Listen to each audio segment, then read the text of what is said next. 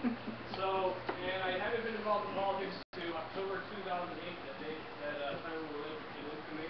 And many of you probably wonder what I'm talking about, but it is the day that I realized that our country was no longer run by individuals who represented us.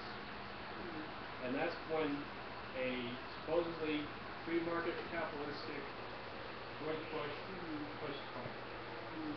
So that's when I got involved in politics. When I realized that my money, millions of dollars, was forcibly taken from me. I say forcibly because we have to remember that anytime we pass a law, ultimately it is always backed by the power of the rich, by either thinking of it. So hundreds of billions of our dollars was taken from me. And then I started getting into it, and I find out this is not a rare occurrence. Anybody remember the SNL crisis? The struggle with Poland. Poland went bankrupt. Oh my God, we bailed out a communist country back in the Cold War. And this is going on for a very long time. We've been having our money stolen from us by the force of the rich. And as I looked into it, I found out, I just started looking into it, and you realize that what happens to the price of our goods? What is the impact on us? And you know that's getting harder and harder to measure. And then when you think about us, here, professionals, skilled, what happens to unskilled out there? What happens to people that were having a hard time making it before when the price of bread goes up, when the price of energy skyrockets because of inflation? How do they handle it? How are they making it? And I realized that suddenly we don't have representation anymore. We're basically not represented but governed by a group of people who are our unrepresentative representatives. And this is when I got involved in politics. I basically visited different political parties that became libertarian.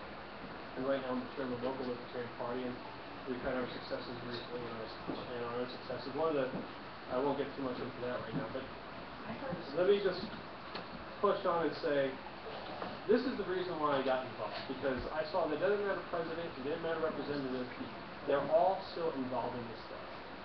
And I started also thinking about the Constitution. Is it strange that as we've basically forgotten about our natural rights, guaranteed, not given, but guaranteed to us by the Constitution, as government has overstepped its bound and become larger, is it any strange occurrence that all of a sudden this theft just gets bigger and bigger and bigger? And so this is why I got involved in politics. So I want to talk a little bit about what I see in this country. This next week, from something I read, we're going to have $13 trillion debt in this country. This is a tax. It's going to come upon us one day. It's still a tax. One day we're going to feel the force of this tax. We don't feel it fully yet, but one day that has to get paid. But we're not the only country going through this. Look at what's happened in Greece. Look at what's happened in Iceland.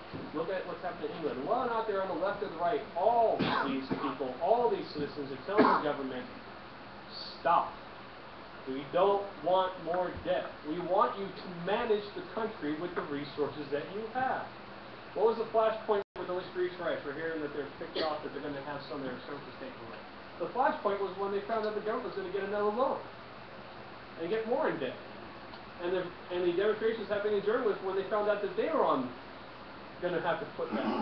And the discussions and the anger that happened in this country was when we found out we were going to fund it through the IMF.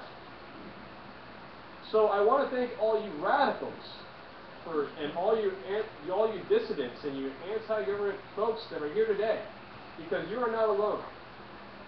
We are seeing in the Western world all sorts of people standing up to their government and saying, we want you to fix this. We want you to represent us. We want you to represent the people. And we have to find ways to cut this budget and cut these programs. And I can see Mike is looking at his watch, which usually indicates he has to wrap up.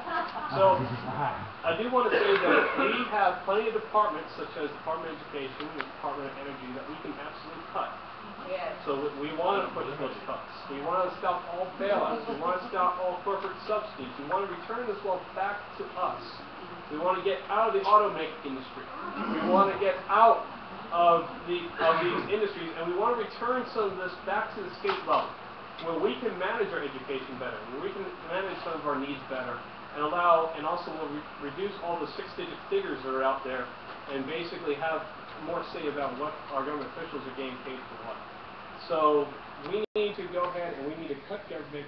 Right now, I think we have $1.5 trillion a year over budget. If you talk to a politician, they're not serious about cutting something, then they're not a serious politician. And I'll tell you right now that, and I'll talk to you about this afterwards because he's drunken now. But there are all sorts of departments that we need to cut. I'll be happy to tell you which ones I'd like to cut. I can tell you that plenty of them we need to cut together by about 50% of what we're making. Either that or we have to